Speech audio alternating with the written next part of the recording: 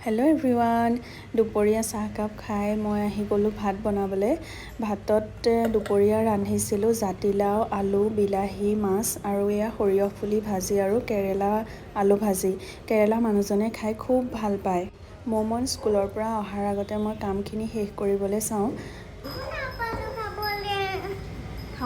তাই বোলে আজি স্কুলত একো খাব নাপালে। ভাত পানী খাই মমন আৰু মই দুইজনী শুই গ'লোঁ। তাই উঠাৰ পিছত এয়া মই তাইক অকণমান জলপান খোৱালোঁ। তাৰপিছত এয়া ধূপ লগালোঁ, ধূপ লগাই সন্ধিয়াৰ চাহকাপ খালোঁ। খাই পেলাই তাইক অকণমান পঢ়াওঁ বুলি আহিলোঁ।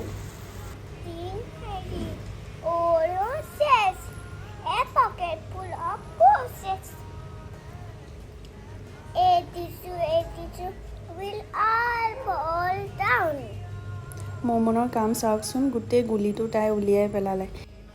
ৰাতিৰ সাঁজ ৰুটি খালোঁ। বাৰু আজিলৈ আহিছোঁ, বাই।